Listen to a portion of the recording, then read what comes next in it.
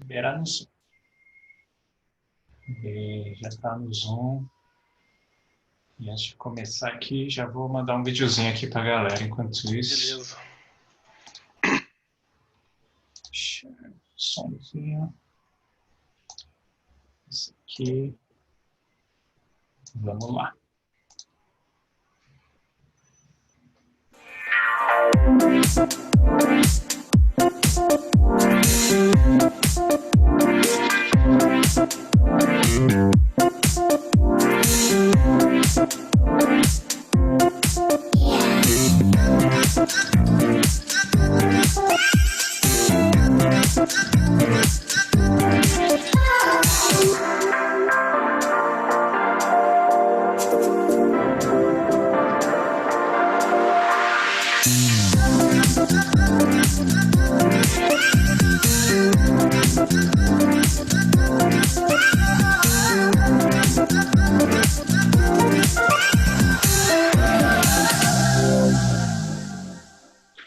Bom, galera, esse aqui foi a Wacom One e a gente está com um desconto bem legal na Wacom Store que eu vou liberar daqui a pouquinho para vocês no chat, beleza? E quem quiser também pode mandar ali no inbox que eu mando um descontinho para vocês, beleza?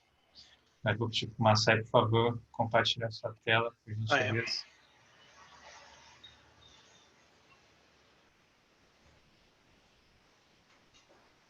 Foi, né? Foi. Deixa eu ver sua câmera. Ah, tá. Peraí, vê se a câmera vai aparecer aí. Agora sim. Agora foi. Ah, então é isso mesmo. Eu não consigo abrir a câmera quando o programa da Logitech está aberto. Geralmente eu abro ele antes lá para poder ver e tal, enquadrar. A iluminação tá tranquila aí? Ah, tá tranquilo, tá bem bom. Beleza. Vamos lá, começar mais um webinar, mais uma live, uma SAI, falando sobre técnicas de line art. Já tô vendo esse grupo aqui já. Exatamente. Cara, Grila hoje louco. eu separei aqui Separei um desenhozinho aqui. Ih, peraí. Deixa eu mutar aqui. Eu deixei a live aberta ali.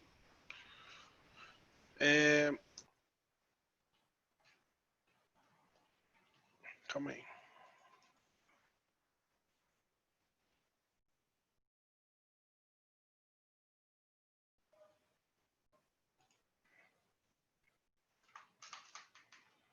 Tô achando que o Photoshop travou.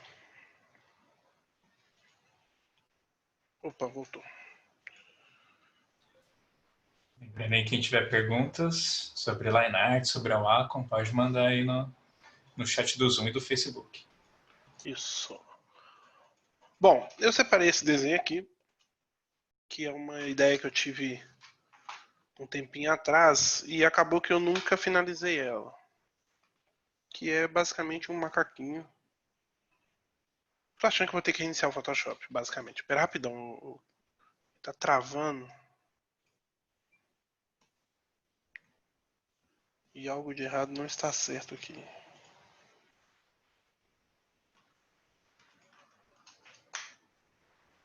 Só um minutinho, tá?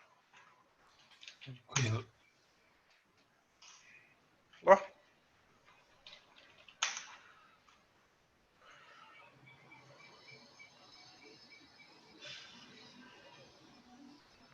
Já sei o que é. Memória. Pronto, acho que... Beleza, eu separei esse macaquinho. Deixa eu ver se tá tudo certo aqui. Beleza. Que é uma ideia que eu tive um tempinho atrás e tal, que não tem nada demais, é um macaco meio que saindo da água com alguns elementos que geralmente eu coloco, né, elementos de composição mais psicodélica, que geralmente eu coloco para compor mesmo, né? Eles nem sempre eles têm algum significado, né? Então, beleza. Aqui eu compus ele de forma que ele ficasse um pouco, né, e trabalhasse com uma certa simetria aqui, né? Eu deixei um espaço aqui para que a arte talvez pudesse ser usada como um pôster, como uma estampa talvez. Então a gente tem uma diagonal aqui, né? Vai ter um elemento central aqui E o elemento aqui, trabalhando um pouco... Aqui eu estou pincelando um pouco de composição, que aqui a gente tem a regra dos terços, né? Que eu acho que vai pegar aqui e aqui, mais ou menos.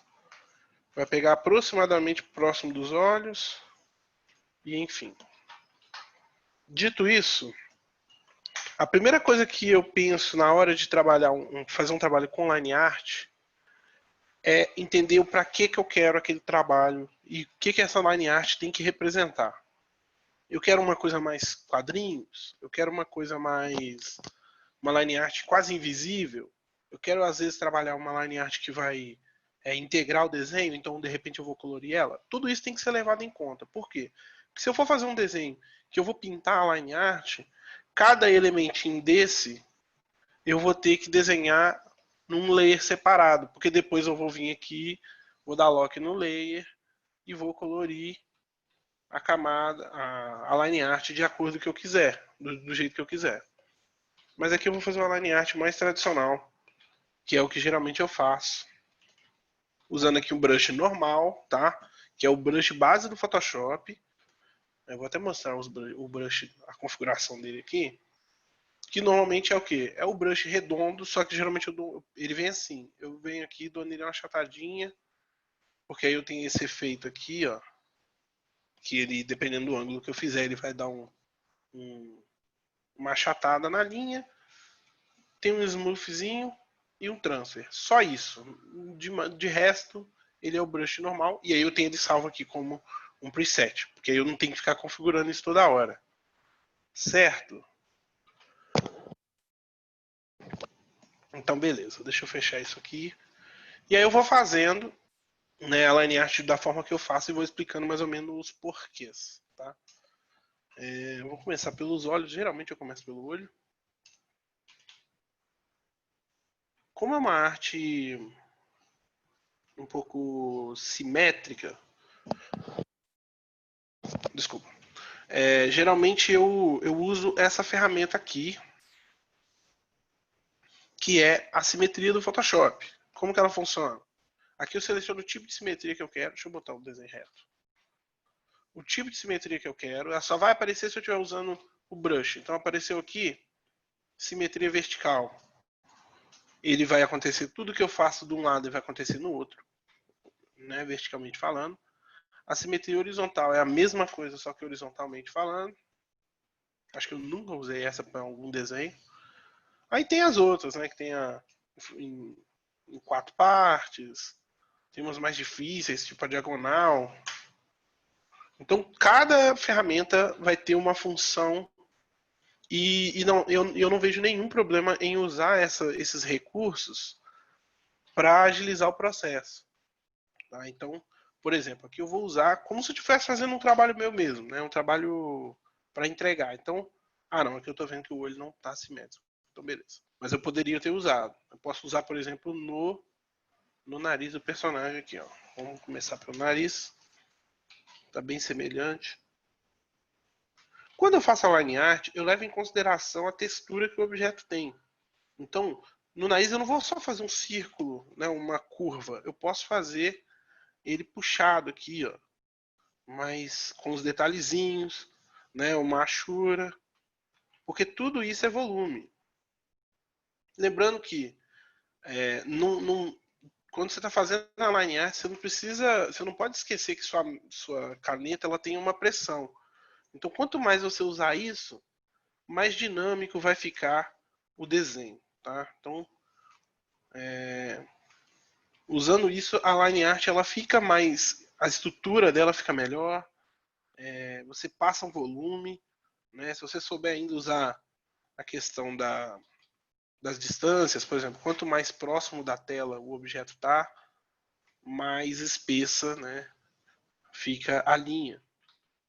Isso também é bom, porque senão, se você faz uma composição muito cheia de elementos, a chance de virar uma bagunça é enorme.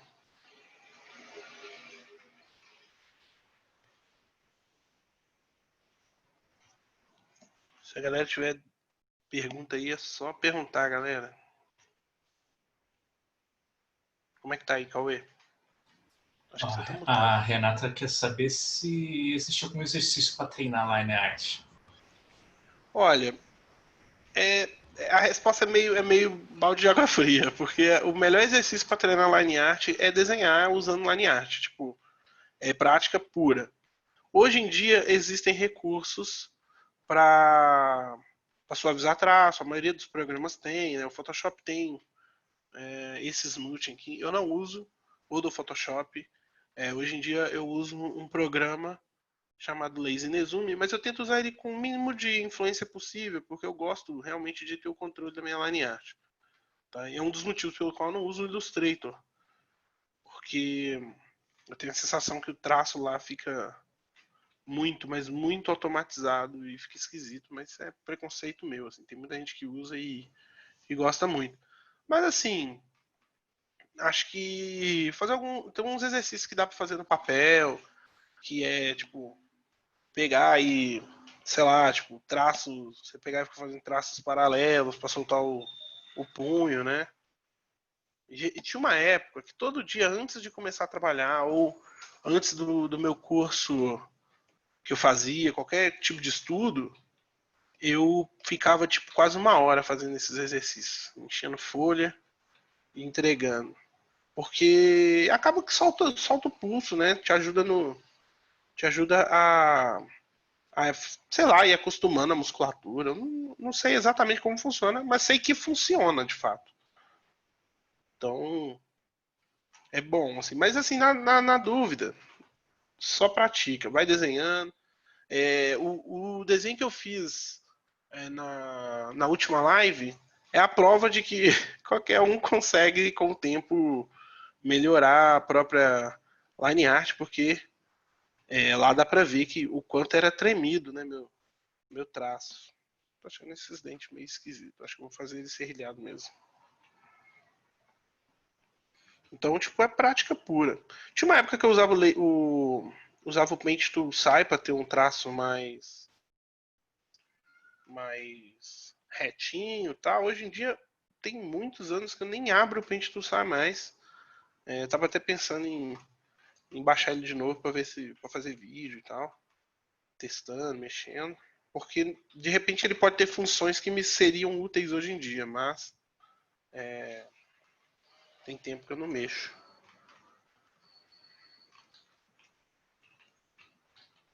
Ainda nessa pergunta, o Diego Nascimento está falando que o traço dele é bem fraco, tanto no físico quanto na digital. Você teria algum material assim para indicar para ele ir treinando ou é só na prática mesmo? Ele fala fraco em que sentido? Porque se for tipo questão de espessura de traço, se for tipo força mesmo no papel, aí é um lance dele pegar, né? Sabendo que ele já sabe o que que é, seria interessante ele. Se for no papel, seria legal ele treinar com um lápis talvez mais mole, né? Como eles dizem, né? Que é um 4B, um 6B. Se for no digital, aí é só ir adaptando nas configurações da mesa mesmo, né? O próprio Drive da Wacom tem 1 milhão de configuraçõezinhas que facilitam muito a vida. Tipo, no caso, quando eu estava com a Intus, eu sempre deixava a mesa configurada de forma que eu tivesse que fazer um pouco mais de força do que o normal para obter esse tipo de diferenciação aqui, ó. Por exemplo, em vez de eu teria que fazer muito mais força para fazer ele dar essa parte mais espessa, e isso me dava um controle muito maior. Então, esse tipo de teste é maneiro fazer, porque às vezes o que a gente acha que, meu traço está muito tremido, aí você muda um pouquinho a configuração e a coisa já melhora bastante, sabe?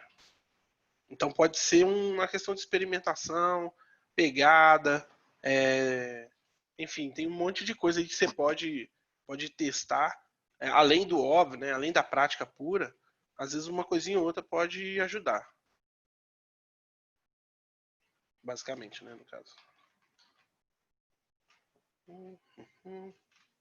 Tinha uma época que eu gostava muito de desenhar macaquinho, cara. Uns gurilão.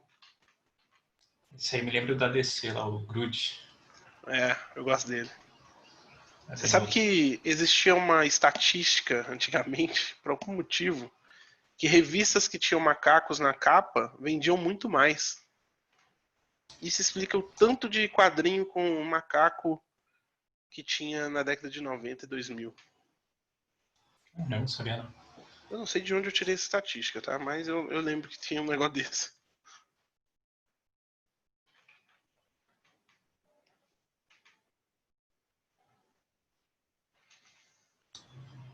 Ó, o Antônio quer saber se tem algum ilustrador ou ilustradora que te inspira, porque você gosta muito aí da line art. Cara, line art, eu gosto muito do Renatinho, do Douglas, né? Da Bicicleta Sem Freio. Acho que o trabalho de line art dos caras é um negócio impressionante. Principalmente porque eles conseguem, hoje em dia, né? Já tem um tempo que eles são muralistas, né? Desenham no papel e digital e depois fazem painéis e murais. E eles conseguem traduzir isso muito bem quando eles passam pros muros, né? Então acho um negócio impressionante, cara. Tem Jane Bartel também, que eu acho que é uma menina, porque na arte tem muito disso, a gente segue um perfil, né? Aí tem o apelido, a gente não conhece a pessoa, mas eu acho que é uma menina. E o trampo é muito doido, assim. Faz altas capas maneiras, assim, pra descer. E é um trampo, um estilo que foge, né? O estilo americano tradicional, assim, de quadrinhos. Então eu tenho acompanhado bastante. Quem mais que trabalha uma line art legal? Cara, tem o Moebius. O Moebius é legal. O artista tradicional, né? Acho que é escola pra todo mundo. Mas não era Moebius que eu ia falar, não. É o Bengal, porque o Bengal tinha uma época que fazia uns trabalhos inspirados no Moebius. E o Bengal é um artista francês que eu acompanho, acho que desde a adolescência, porque meu professor de arte ele tinha um CD e gravava pra gente um CD com referências. E tinha de tudo, só que tinha esse cara. E ele fazia umas fanarts muito fodas, assim, de. Nem sei se eu podia falar palavrão, né? Muito maneiras de Não, pode. Naruto e tal. Depois eu ponho lá público não infantil lá no YouTube. Foi mal. Então, ele fazia umas fanarts de Street Fighter, de Naruto, sendo que na época, né, eu não sou um cara muito novo, então Naruto, na minha adolescência, o Naruto tinha acabado de surgir por aqui, assim, era 2005, 2004. Então, era um negócio muito louco, cara. E aí, hoje em dia, eu acompanho ele até hoje. Um dia desses, ele até me respondeu no Twitter, eu fiquei em choque. Então, tem esses caras. Depois, quem quiser, eu vou ver se eu arrumo um jeito de disponibilizar os nomes certinhos. Até se eu lembrar de mais gente também é bom. Né, de gente que faz umas line arts legais. Deixa eu conferir se essa orelha aqui tá. Se ela tá na mesma altura certinho. Tá sim.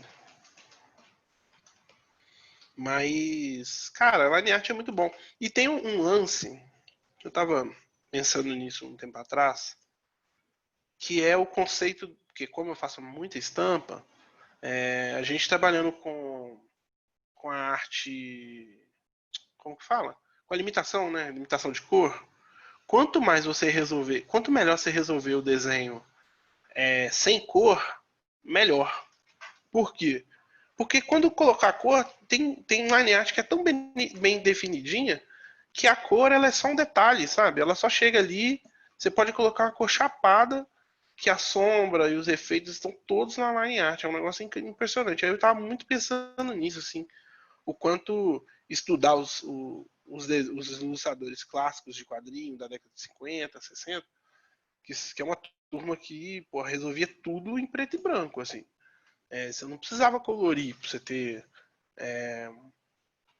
ter o resultado do cara, sabe? Já tava lá. Então, é um tipo de coisa que é maneiro, assim, estudar. Se for do feitio da pessoa também, né? Se ela tiver afim de fazer esse tipo de coisa. Mas cada line art tem uma função, né? Por isso que eu falei lá no início que é importante você ter noção do que você quer. Porque se você quer vamos supor, porque tem como fazer uma line art, por exemplo, que você vai fazer um render por cima. Apesar de parecer coisas opostas, né? Dá para você fazer line art e renderizar. É um estilo diferente, mas, né, tem saída, tem público, tem tudo. Só vai diferenciar, só vai diferenciar dependendo do tipo de brush que você vai usar. Se eu fosse pintar isso aqui com render, talvez eu não usaria esse brush, né? Eu usaria um brush com mais opacidade, né? Porque esse aqui tá 100%, né, de opacidade. Então, cada função vai ter uma ferramenta específica. E eu falo muito negócio de brush, eu fico usando no Twitter lá que o pessoal me pergunta os brush, mas no fim das contas é uma coisa tipo, praticamente pessoal, assim, porque um brush que funciona para mim, talvez não funcione para outros, né?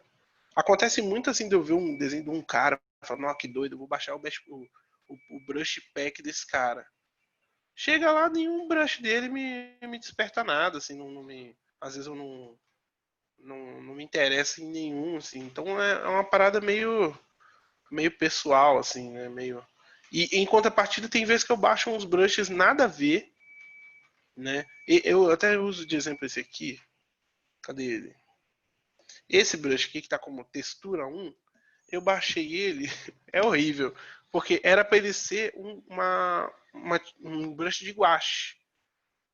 Só que ele é muito ruim como guache. Então ele virou um brush de, sei lá, uma textura. Então às vezes eu uso ele para texturizar alguma coisa, uma coisinha ou outra, porque guache isso aqui não é jamais, sabe?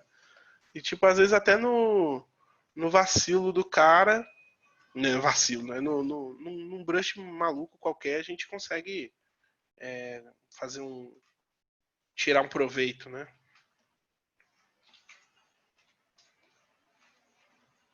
Quem for tendo dúvida aí pode perguntar, hein? Ah, Renato quer saber que você tinha falado antes dessa parada de enquadramento e Uhum. qual é a importância deles e quantos existem. Quantos enquadramentos? Não Acho que entendi. a gente quer saber mais sobre a importância do enquadramento aí no.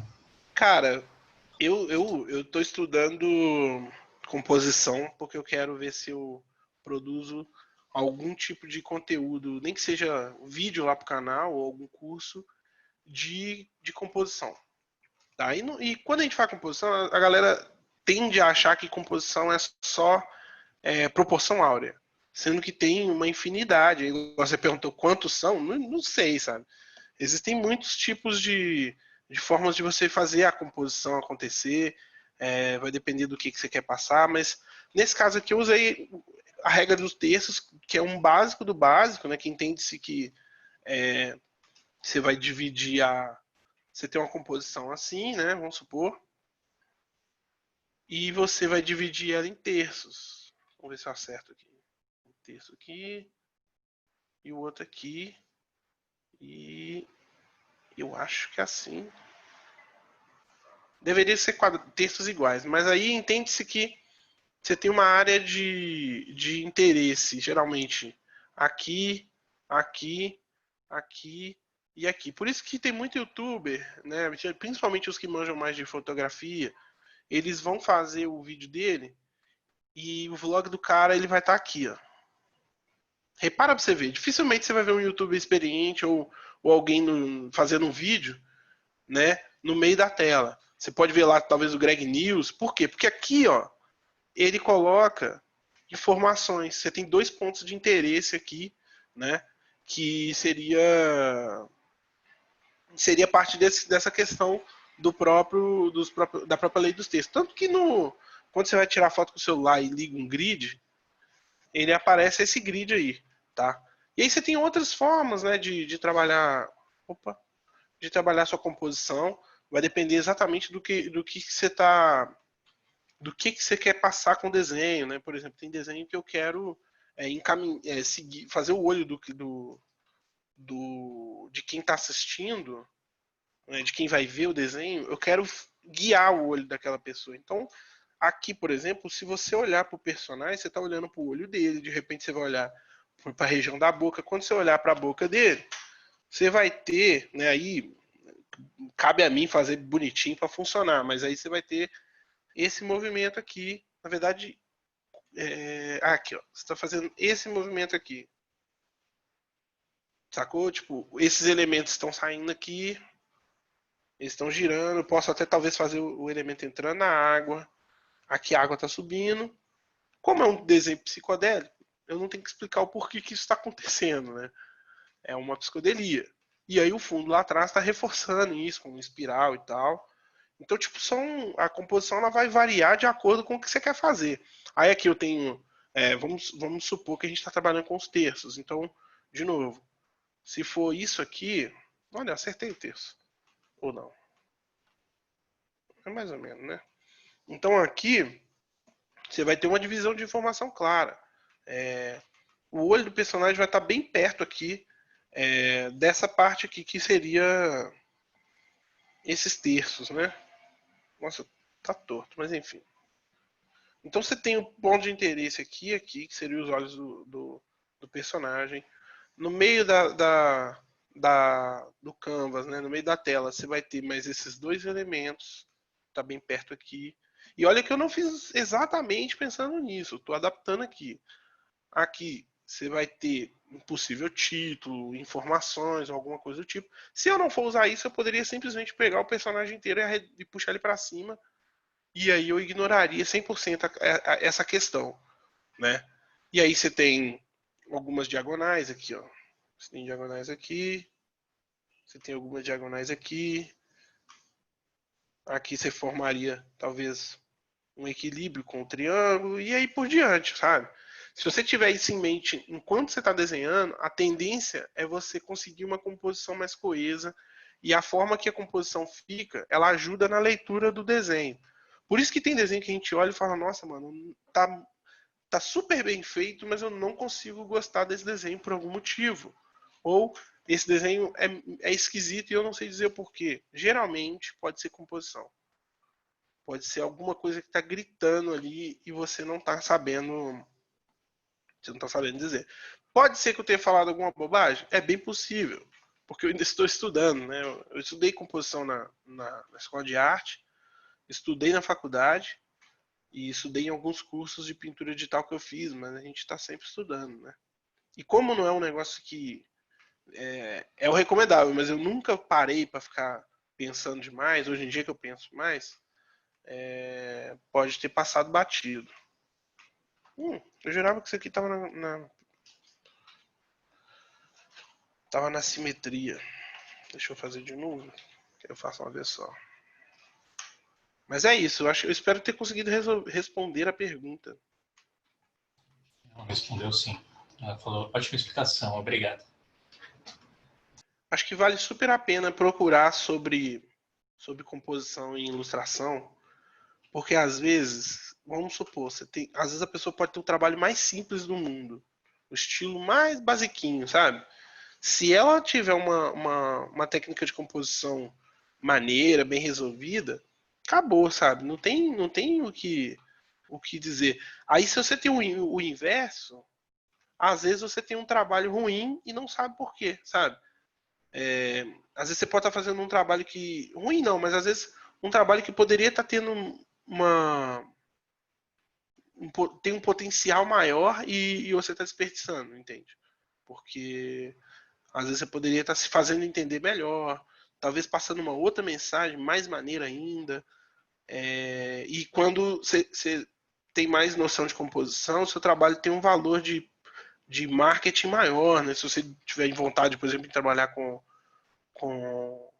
publicidade, ou se você for mexer com editorial, na verdade, acho que todas as saídas, a composição ela vai comandar isso aí. Porque se você for fazer um trabalho de livro infantil, editorial, né, a forma que você vai colocar os elementos no cenário, eles vão ditar a forma que a criança ou quem vai ler o livro vai entender aquele desenho. Então, composição é fundamentos junto com as outras coisas que a gente tende a estudar, né? Anatomia, perspectiva, né? Perspectiva está de mão dada com composição, entre outros.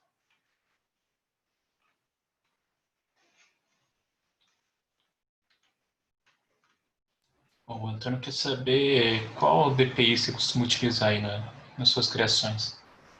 Cara, eu sei que existe a regra de se o desenho for só para web é 72 dpi, se for impressão é 300. Porém, eu vivo sempre com aquela sensação de e se um dia eu precisar? Então, geralmente eu desenho as coisas em 300 dpi.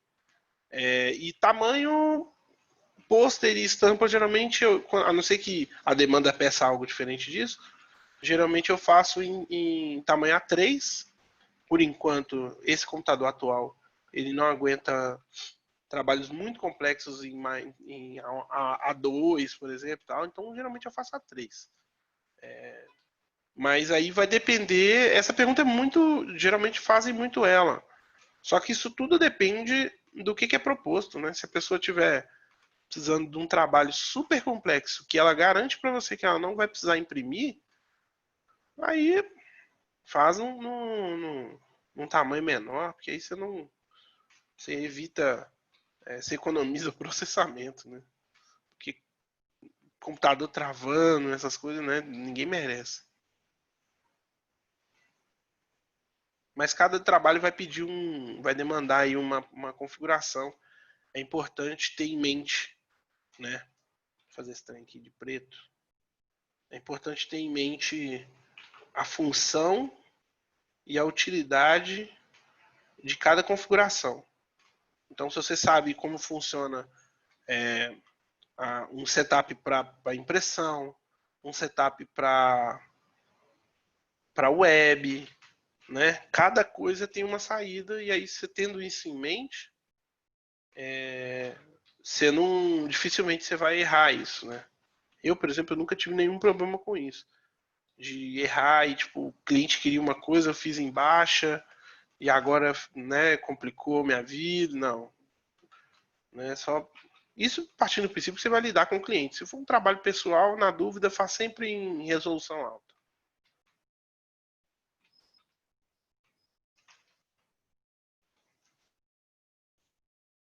Aí, respondido. Só mandar, galera. No Zoom aí mesmo, no chat que eu leio e no Facebook também. Tô lendo nas suas plataformas.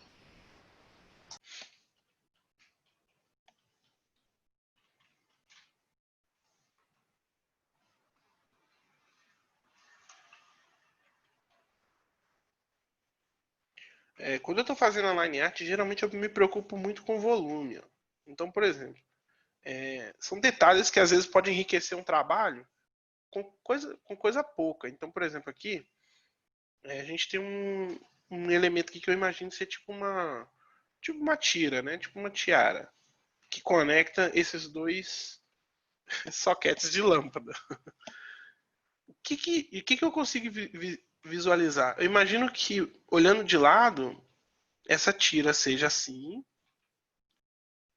e a parte de cima ela tenha essas cavidades. Ó. Então, se a gente for observar ela de cima e partir do princípio que o ponto de vista está aqui, né, no meio, ela vai ter um degrauzinho aqui, outro um pouco mais estreito aqui, e esse aqui praticamente nulo. Aí, aqui. Aí aqui eu repito, porque ele está quase visto de cima. Aqui também. Opa. E aqui também. Eu só fecho aqui, fecho aqui, fecho aqui, fecho aqui, aqui e aqui.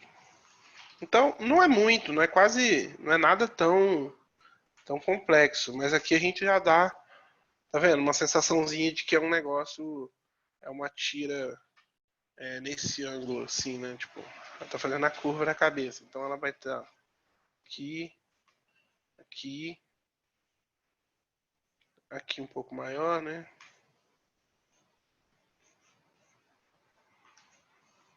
E aqui repete, né? Aqui sobe, tal, enfim, vocês entenderam. Esse tipo de detalhe parece bobagem, mas é muito legal, porque, tipo, no todo, né? Ele vai te garantir um trabalho mais requintado, né? A galera vai olhar e falar, pô, a pessoa teve um cuidado ali, né? De pensar nisso, nisso, nisso. Então, beleza. Acho que o rosto do nosso gorilão tá pronto. Se a gente tivesse mais tempo, daria para fazer ele todo sombreado, né? Óbvio que eu não iria pintar na mão. Eu posso vir aqui. Aí aqui a gente reduz a opacidade, tá? 80, acho que 60% mais ou menos. E aí o que eu vou fazer? Aqui eu preciso imaginar a iluminação que está envolvida aqui. Então eu vou jogar a iluminação lá para trás, ó. Seleciono aqui. Que barulho é esse, bicho? É o vento. Tá. Aí aqui você joga aqui, né? E aqui vai aumentando porque eu imagino que a luz seja isso aqui. Então aqui, joga aqui. Aqui talvez já dá para subir aqui um pouco. E aqui. Isso aqui é a sombra. Então, joguei o preto. E aí depois eu vou vindo aqui, venho vindo aqui trabalhando. Subindo. E assim, super simples, sem muito elemento, sem nada. Só no pincelzinho. Venho aqui, faço o contorno disso aqui para valorizar a line que eu fiz aqui, porque senão, pô, né? Um trampo jogado fora, essa parte aqui. Aqui eu tô fazendo um pouquinho mais rápido, porque é para mostrar mesmo, né? Quando é para fazer, a gente faz mais. Um pouquinho mais detalhado, né? Na verdade. Quanto menor você fizer você colocar o brush, mais os pelos vão ser menores e mais detalhadinho e volumoso vai ficar. Ó. Né? Lembrando que o pelo ele vai para qualquer lado, então você vai fazendo aqui a progressão. E sempre tem uma luz vindo de trás. Sempre tem, né, a chamada rim light, né, que é a luz que vai rebater aqui e ela vai valorizando. No fim das contas, você vai ter um elemento aqui, né? O nosso gorila vai estar aqui com a luz principal vindo aqui do rosto dele e a iluminação refletida vindo dos lados, lá de trás. Isso é um princípio de luz e sombra mais basicão.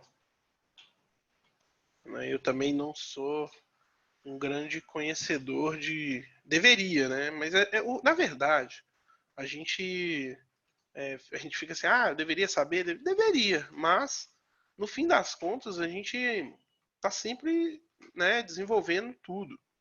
Então, quando a gente é muito bom em alguma coisa, com certeza em alguma outra coisa a gente vai ter que parar, pensar e entender para poder fazer, porque acho que eu pelo menos não conheço ninguém que seja tipo high level em vários aspectos, né?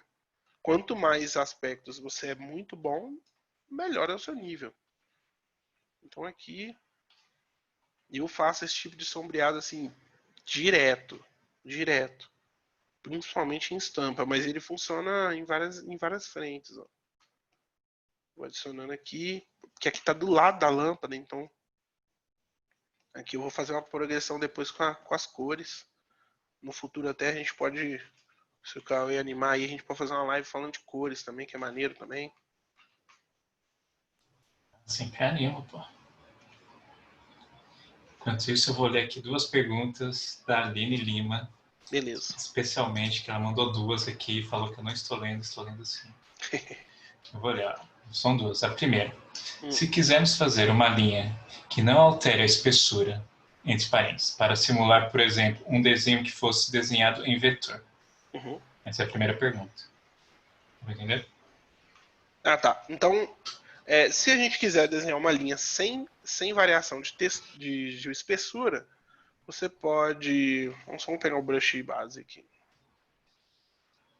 Esse aqui é o pincel base. Então, ele não tem pressão, ele não tem variação de pressão. Então, você poderia, por exemplo, fazer o desenho aqui sem a. Deixa eu fazer fora dessa camada. Sem a variação da pressão, tá vendo?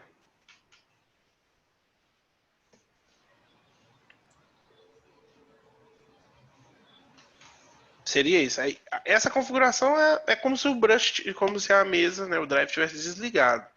Certamente, quando você clica aqui nessa opção, você liga a variação de pressão. Se você vem aqui, você desliga. Né? Teria como fazer isso na configuração direta do brush? Teria. É um pouquinho mais complexo, mas tem como sim. Mas se você precisar, me fala que eu te ensino depois. Ou faço um videozinho lá no canal também. Mas basicamente isso. E a outra pergunta, ela quer saber mais sobre aquelas linhas espelhadas que você fez. Hum. Ela quer saber como que é para fazer. Linhas espelhadas é aqui, ó. Você selecionou a ferramenta de brush, veio aqui em cima, lembrando que é o Photoshop CC 2017 em diante, eu acho. Posso confirmar depois, mas eu sei que os mais antigos não tem. Então, clicou aqui, você vai selecionar o tipo de simetria que você quer, confirmou, ele já vai estar funcionando, né? Olha, eu ainda estou com aquele brush. Ele vai estar funcionando. Viu que já preciso fazer um negócio que seja igual embaixo e em cima? Mudou ali, você vai ter essa simetria aí certinho. Eu faço muito, geralmente quando eu vou desenhar uma espada, não sei o que, eu vou lá no outro layer, separo ali, beleza, vou fazer a espadinha que vai na mão do cara, eu vou lá, desenho lá a espada, o cabo, e boa, porque às vezes a gente não precisa fazer um negócio 100% do zero toda vez que você for desenhar aquilo, né? Então é questão de ganhar tempo mesmo, né? Acho que eu pergunta ela aí se eu conseguir resolver. Pergunta não, né? Ela vai ouvir, mas vê se é isso mesmo. Se não, você fala aí no chat que eu vou respondendo aqui. Imagino que sim, né, Aline? Valeu pela pergunta.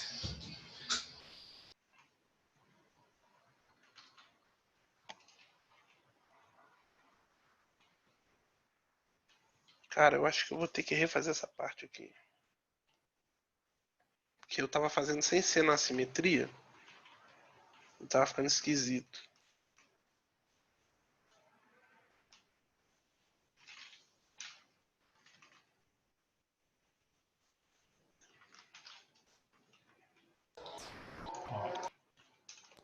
Vou passar aqui. Caramba, já passamos 40 minutos? Já. O tempo voa, bicho. Mas hoje a gente consegue dar uma estendidinha aí, qualquer coisa. Aí sim. Hoje o tempo tá tranquilo. A Laísa fez uma pergunta. Se você geralmente faz toda a line art em uma camada só, ou faz ela em várias camadas? Depende. Por exemplo, aqui eu tô fazendo ela basicamente quase toda em uma camada só. Desculpa, Mas é aí. Luísa, não Laísa. Ah, tá. Então, eu tô fazendo ela numa camada só, porém, vai ter uma parte ali que eu vou fazer camada separada, por questão de repente lá na frente eu precisar mexer no elemento. Então, essa parte aqui, ó, essas flores, o boné, o fundo e essas gotas de coisa, e a água, cada um dessas coisas eu vou fazer separado, porque depois eu quero mexer um pouco nisso. Né? Ainda vou decidir também se eu vou fazer se eu vou pintar, né, a line art e tal. Então eu prefiro deixar em aberto. Se depois eu decidir que eu não vou usar, né, aí eu agrupo tudo e aí o arquivo do Photoshop fica até mais leve. Mas inicialmente, geralmente eu vou separando por elemento, não elementinhos pequenos, mas grandes blocos de coisa que ajuda.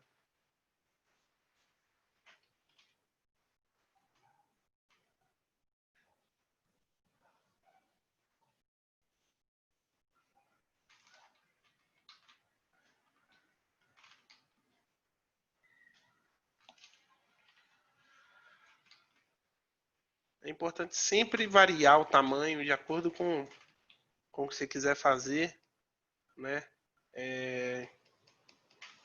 O tamanho da espessura do brush, ele geralmente ele apita muito sobre o trabalho. Aqui a gente pode estender um pouco essa achura para trazer ela até aqui, mais ou menos, que aí a gente vai ter isso vai funcionar como um meio tom de cor. Significa que aqui está mais longe da luz e a sombra está um pouco mais difusa. Isso acontece quando o objeto está longe, né? O objeto está longe da luz, da fonte de luz, no caso. Aqui eu estou usando a espessura estou usando a pressão da caneta para gerar uma base mais espessa e uma pontinha mais fina. Assim eu vou ter esse efeito igual de pincel. Aí que eu vou diminuindo o tamanho.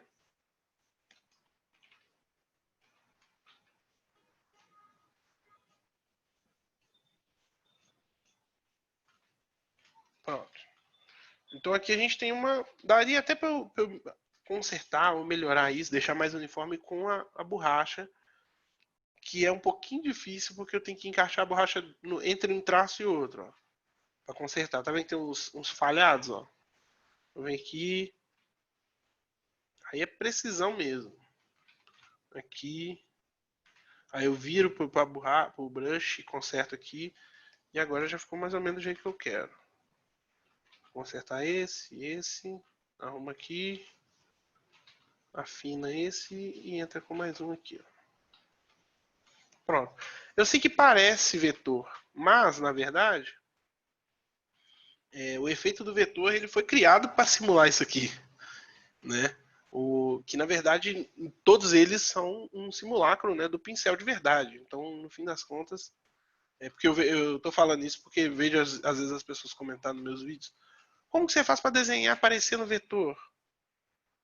E aí eu falo, cara, na verdade, gente, agora que eu lembrei que o macaco não estava totalmente simétrico. E aí eu falo, na verdade, eu não estou desenhando na intenção de parecer um vetor, e sim simulando um pincel de verdade, né? Uma técnica de pincel real.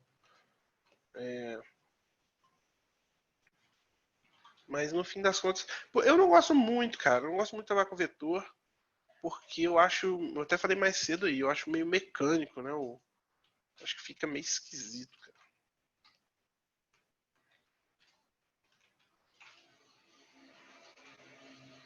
Mas é isso.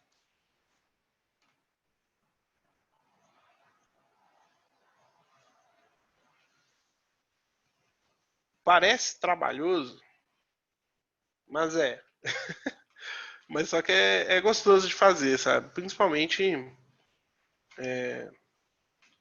se não for, tipo, um trabalho assim que você tem que entregar para ontem. É de boinha de fazer, você vai ouvindo uma música e vai fazendo. Se for um negócio que você tá super atrasado para fazer, aí compensa fazer uma arte um pouco mais clean e, e botar na ponta do lápis aí se compensa, sem trocadilho no caso, se compensa investir tempo do trabalho para fazer uma sombrinha mais blocada. Mas com o tempo você começa a fazer isso aqui de forma mais rápida, mais ágil no caso. Eu desliguei a simetria? Não, tá desligado.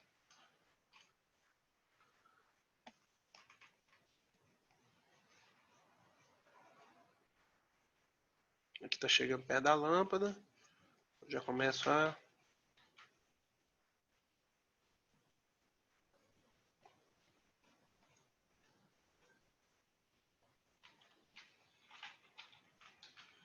Eu sei que parecem muitas regrinhas e tal, mas normalmente essas coisas, com o tempo, você vai fazendo automático. Então, é lógico, o ideal é você pensar em tudo que você quer para o seu trabalho, mas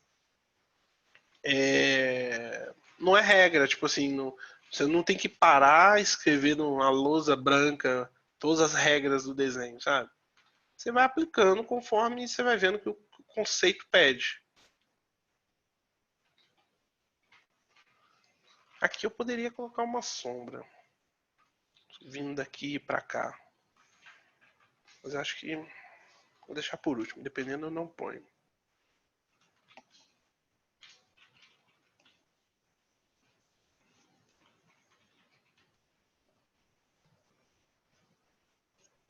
Lembrando que tem desconto da Wacom One, que Eu vou colocar daqui a pouco aí no chat pra galera, tanto do Facebook quanto do Zoom.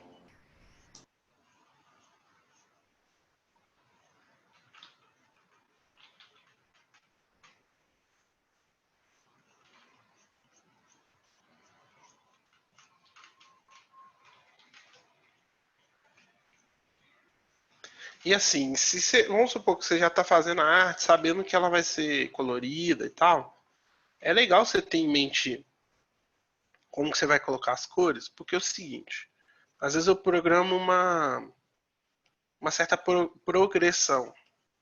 Eu vou explicar agora, assim que eu terminar essa parte aqui. Como funciona isso?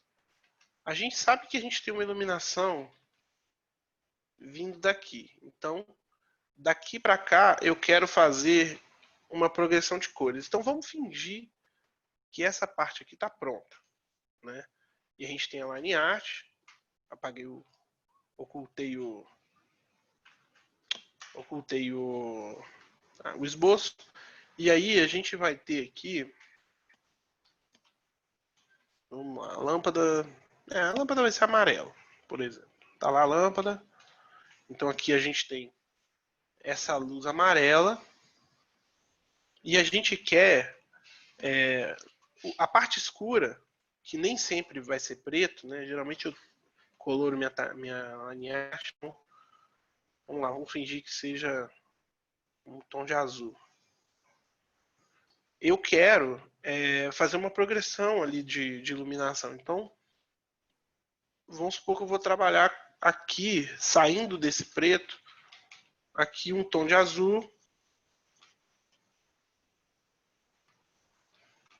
E acima desse azul, eu preciso ir clareando. Aí depende também se você não está fazendo um trabalho com limitação de cor, tem um monte de coisa envolvida, mas vamos fingir que não tem.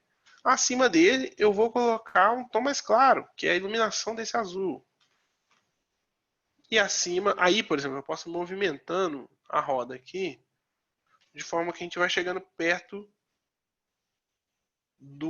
da cor que eu quero chegar. E aí vai chegando aqui, por exemplo,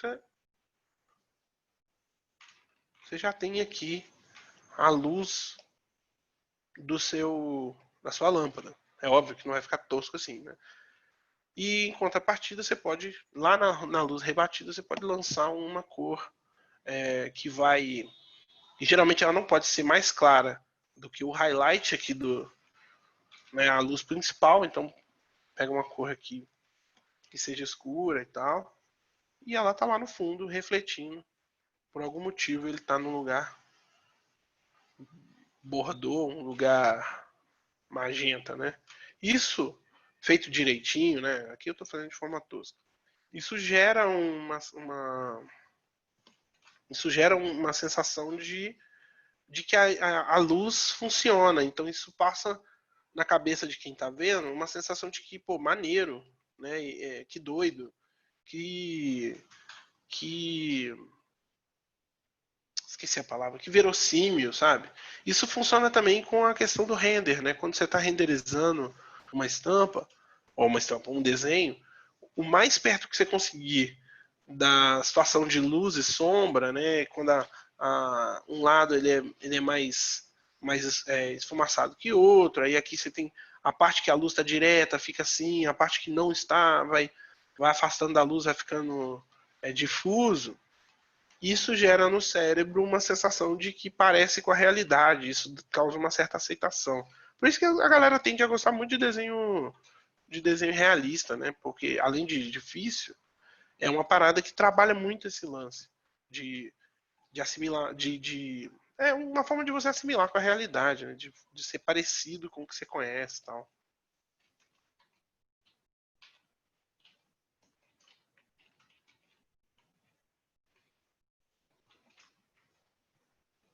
Como estamos de perguntas? Vir aqui.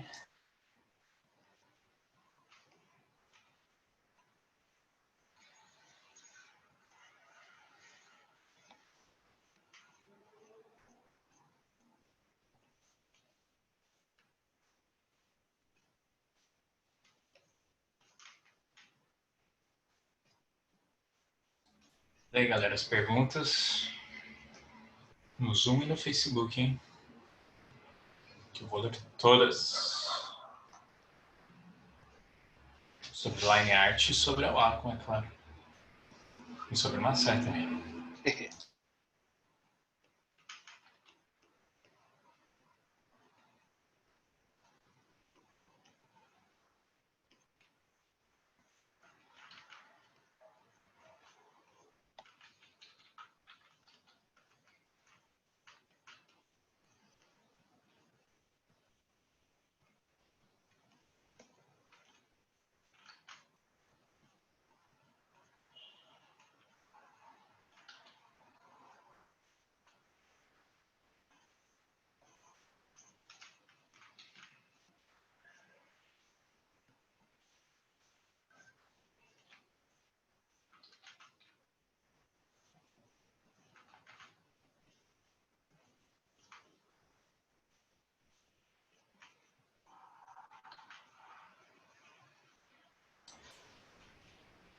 E no final da live vou colocar um videozinho aí de 1 minuto de um evento online que vai ter da Wacom. Vai trazer artistas do mundo inteiro, também do Brasil. Esse evento aí que aconteceria fisicamente, né? Mas com essa pandemia aí ele vai ser totalmente online.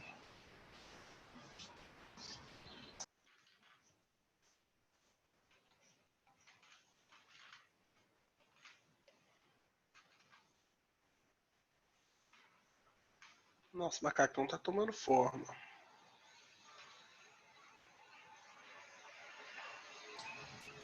A gente tem aí mais uns 20 minutos aí, então. Beleza. Acho que vai dar pelo menos pra finalizar a sombra aqui.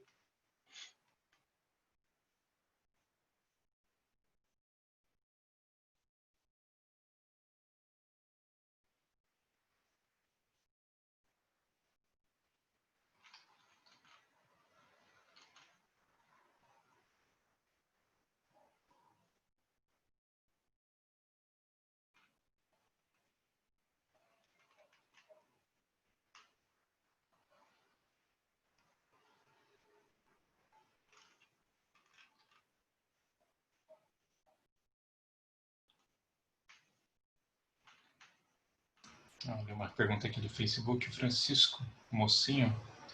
Ele quer saber se você está usando pressão e opacidade 100%. Pressão e opacidade 100%, sim. Opacidade, a pressão ligada, no caso, e a opacidade 100%. Eu não gosto de fazer line art com opacidade abaixo de 100%, porque quando você vai colorir, a cor fica vazando por baixo. Então, a não ser que seja a ideia, né? Mas aí eu já nunca precisei fazer. Mas geralmente pressão 100%, opacidade 100%. Aí quando eu vou fazer um esboço, já tá o preset aqui, aí eu uso a opacidade ligadinha. Então, mas aí ela é configurada direto aqui no brush. Então, aqui no Shape Dynamics, eu vou configurar o... É no Shape Dynamics? Não, peraí. Ah, tá. Não, é no próprio Smurfing. Você ligou, ele vai te dar essa variação, mas é óbvio que dá para você fazer isso direto no brush que vem, né? O brush padrão do Photoshop. Então, você ligou aqui a opacidade, ele já vai variar de acordo com a própria pressão da caneta. Desligou, ele vai chapadão de acordo aí com o que você tiver a fim de fazer. Eu uso para sketch, eu uso muito esses com opacidade. Acho que tem umas outras versões com textura e tal, mas isso aí são coisas que eu vou baixando pela internet. Nem todos os brushes que eu baixo eu uso, né? Eu testo. Se eu ver que tem algum tipo de utilidade, eu sigo adiante com ele, senão ele fica no limbo. E eu recomendo todo artista fazer isso, gente. Garimpar brush, ver o que funciona melhor para o seu trabalho. Às vezes o brush que funciona para um nem sempre funciona para o outro, mas às vezes você pega um brush E quando você testa, você fala, gente, como que eu fiquei tanto tempo sem usar esse brush? Nem preciso dizer que você não precisa, que não é legal você pautar o seu trabalho, seu estilo todo baseado em um brush, né? Porque, ou em ferramentas assim, porque se aí você pega um iPad, aí você já se ferrou.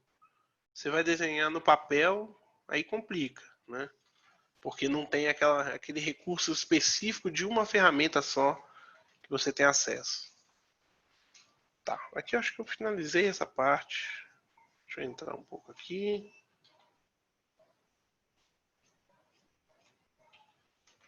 Beleza, eu tô pensando se eu faço dentro... Tá, vou fazer em outra layer.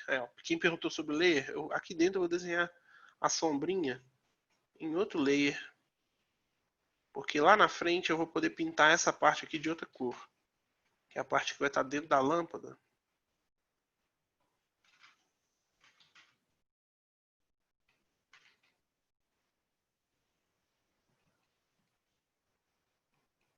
E geralmente quando eu desenho vidro, eu não encosto nas bordas, justamente para dar essa noção de transparência, né? Geralmente o vidro, principalmente quando está curvo, ele tem um paralaxe, né? Que é uma espessura ali. Então, é isso. Aqui embaixo é a água, que eu vou começar a fazer agora.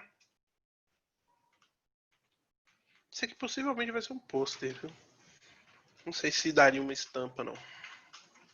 Desliguei porque a água vai passar por cima daquela sombra que eu acabei de fazer. Então, então depois eu vou fazer elas integrarem uma na outra. Junto com a água eu vou fazer esses elementos aqui e eu vou tentar dar aquela sensação de giro, né? Que ela vai sair de um lado e entrar no outro.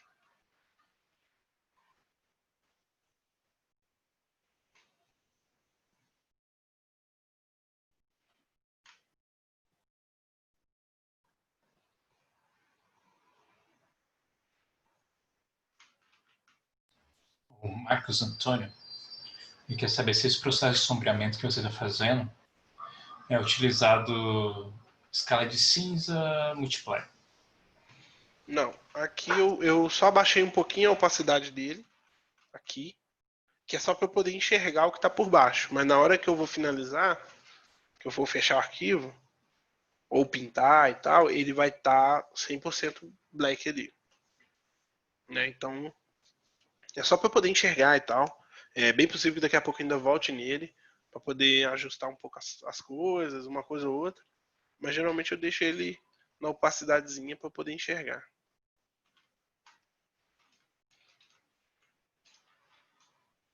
É meio raro eu usar multiply, vou te falar a real.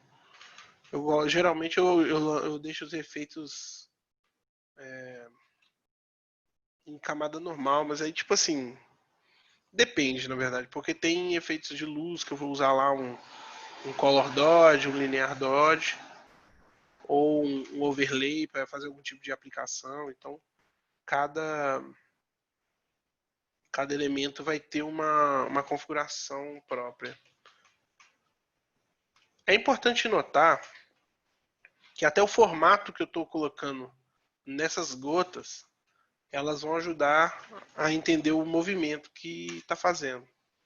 Então, por exemplo, se ela está se movendo, e aí a gente está imaginando aqui a composição, né, do elemento, eu imagino que seja tipo uma água, sei lá, ela está se movendo. Então, como ela está se movendo, ela fica mais esticada. Né? Se eu ficar desenhando essas bolas, esses negócios em formato de bola, não vai passar tanto a sensação de que elas estão se movendo nesse sentido.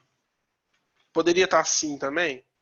Poderia, mas a física diz que se a parte maior está na frente, significa que o peso está ficando, né, tá jogando o peso para trás. Então, você dá esse formato aqui, você vai simbolizar, você vai dar a entender que ele está se movendo para esse lado aqui. Então você vai indo, como se fosse uns fantasminha. Aí aqui eu vou desligar isso aqui.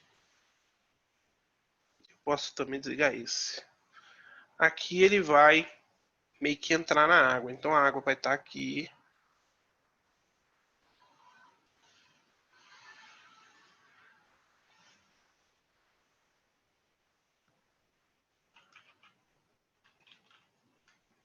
Aqui eu posso fazer um que acabou de entrar.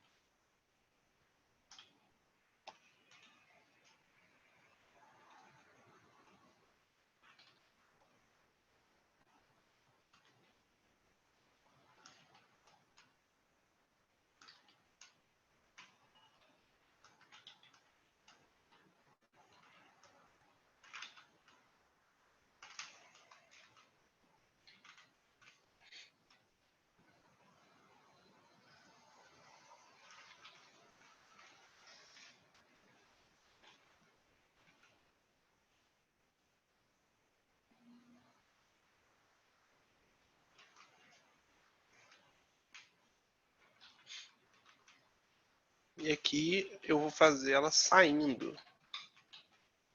A gente ter aquela sensação do movimento mais circular.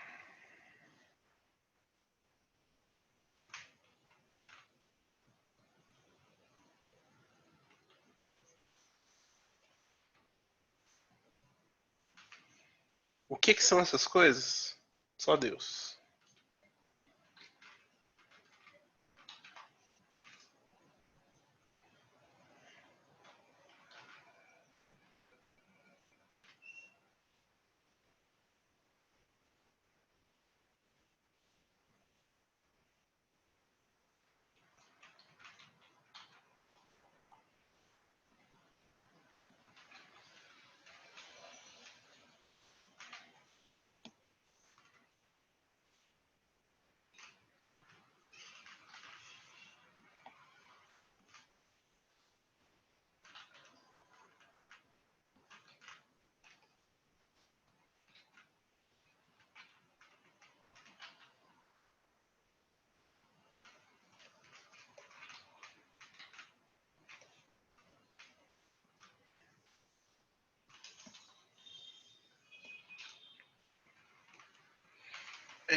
Agora vem uma parte importante.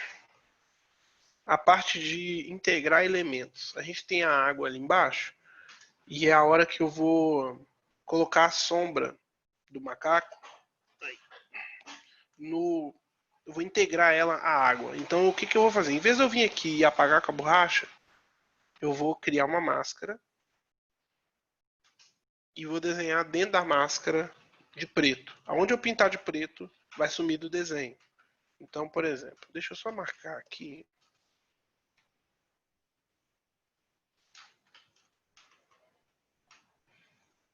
Então, por exemplo, eu venho aqui, eu vou colorindo onde eu quero que suma.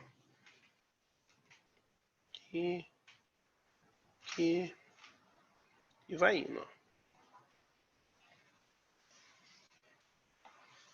Lembrando, quem tiver dúvida aí de qualquer forma, de toda sorte, aí pode ir mandando aí que o Cauê me passa aqui. Amanda, galera, aproveita que a gente tem mais uns 15 minutinhos. Vamos ver aí as últimas perguntas.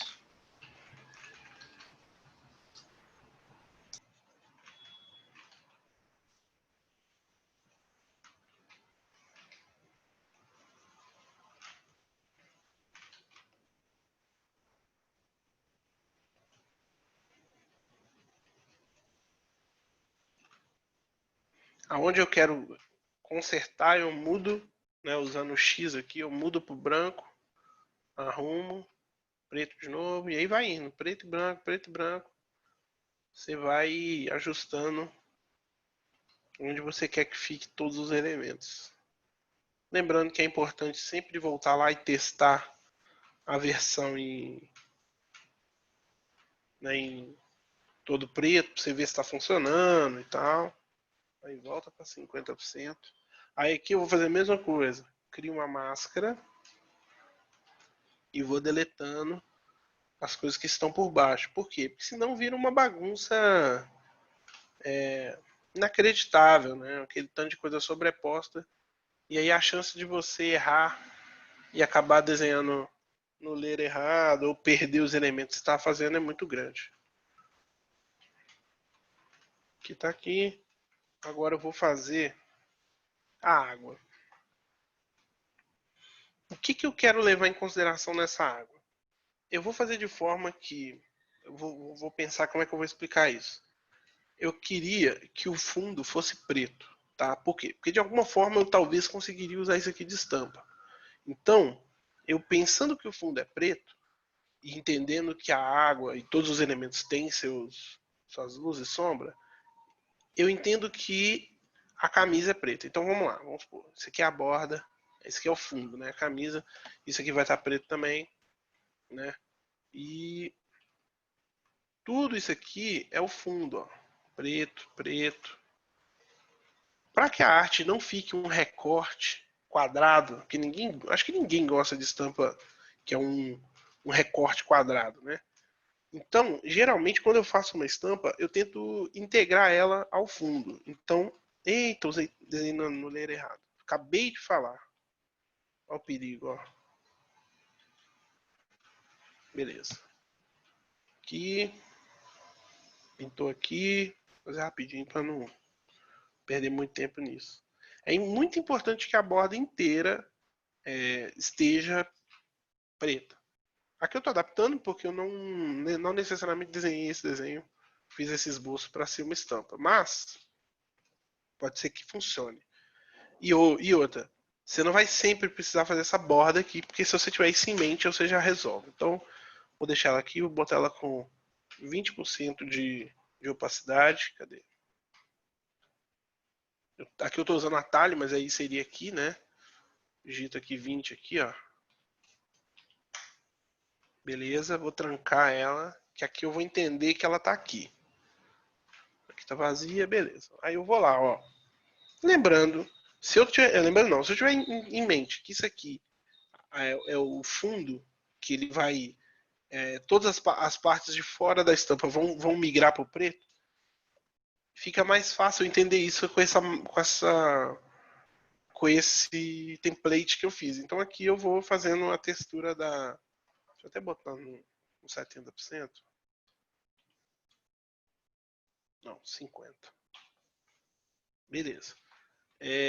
Aqui eu vou fazendo do preto, que eu sei que aqui tudo é preto. Então eu vou fazendo só umas partes brancas, né, na textura da água. Então eu vou lá. A água não vai ter esses pelinhos, tá?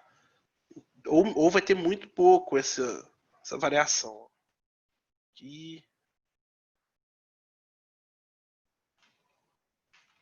Vou marcando, depois eu venho e arrumo.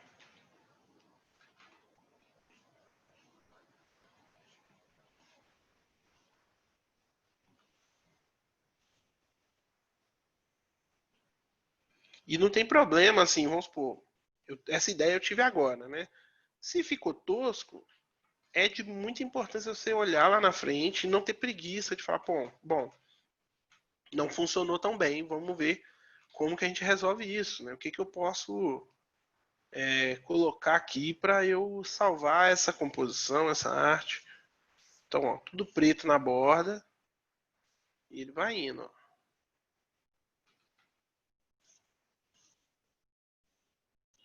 As partes que tem movimento na água, geralmente as sombras ficam mais malucas, ó.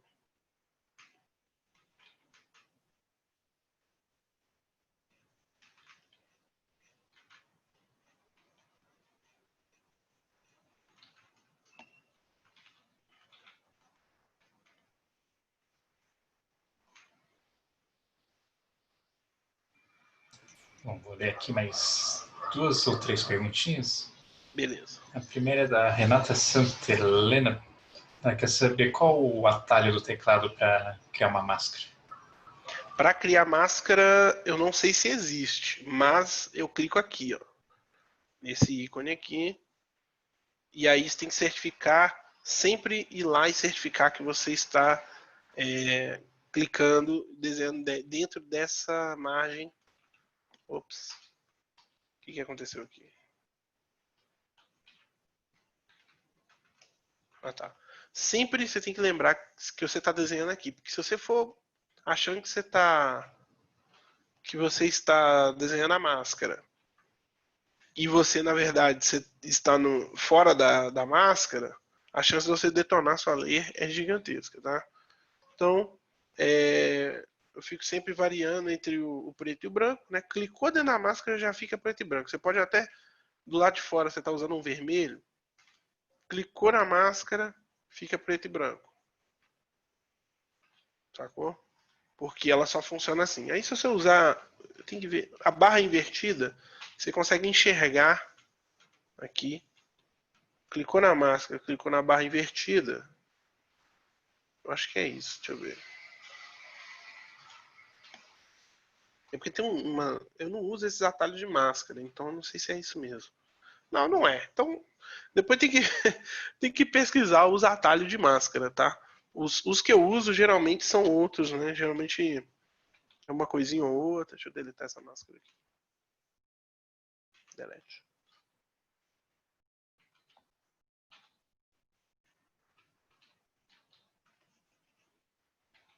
Ah, gente, eu tô de vermelho. Tá doido aí?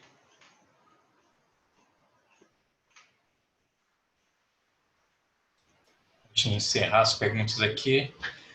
Dani Silva quer saber aquela pergunta clássica.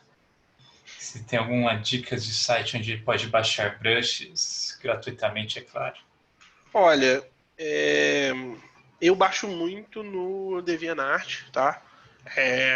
Geralmente artista não frita muito, e nesse caso, não frita com direito autoral de brush. Né? Tem muita artista que disponibiliza de graça. Eu tenho alguns brushes pagos, né? Tenho aqui, cadê? Tem esse aqui, ó. São os beat tones lá do. Esqueci o nome do site, bicho. Que são brushzinhos de. Acho que aqui tem. Aqui tem as questões legais, ó. Mas. Eu vou lembrar o nome e aí eu dou um jeito de postar lá no Twitter. Mas é um brush, são brushes de halftone, né? Que são para fazer. Como que chama? Fazer sombra com halftone. Tem. Tem listra. Tem listrinha diagonal. Mas isso tudo assim, eu comprei, né? Mas. Ops. Mas dá para fazer, assim. Eu tenho a versão que eu tinha feito antes de conhecer a versão paga, que são esses aqui.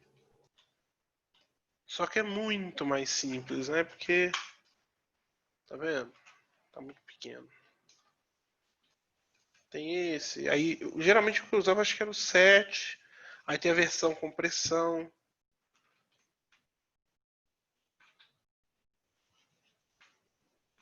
E por aí vai. Mas brush geralmente eu baixo no. Eu baixo no DeviantArt. Tem alguns sites que disponibilizam brushes grátis, como o Groot. Tem um aqui de. Cadê? Esse aqui de aquarela é da Groot. Que ele é bem legalzinho. E esse aqui foi de graça. Baixei lá, acho que lá tem até hoje. Eu não uso muito para isso. Eu usei ele no meu Inktober, usando em preto para fazer, para simular nanquim aguado. Mas a maioria dos sites, ou você consegue achar em preços acessíveis, ou no próprio DeviantArt você acha muito brush de graça. Quando não tá, fica claro lá que o artista não libera o uso e tem que pagar e tal. Mas quando tá de graça, não tem problema nenhum, eu imagino. Na dúvida, e-mail pro dono do brush, pergunta. Geralmente a galera é super receptiva quando você chega, pergunta as coisas, tira dúvida.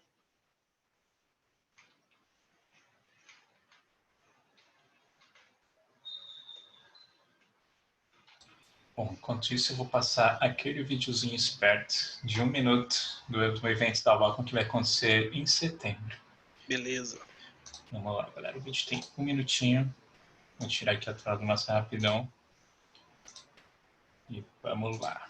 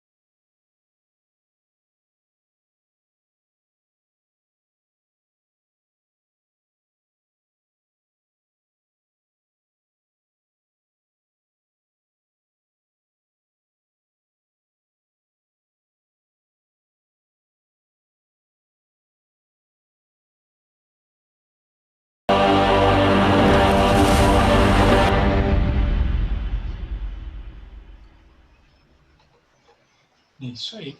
Evento em setembro chegando. Mais informações em breve aqui nas nossas redes sociais. Por favor, Massai, compartilha sua tela. Aí, galera. Peraí. E aí? Tá rolando? Sim, sim. Ah, tá. Mas eu acho que é isso, cara. Eu espero que... O problema é que lá em arte, cara, a gente tem uma infinidade, né, de coisas que a gente pode falar sobre, que pode abordar. Então,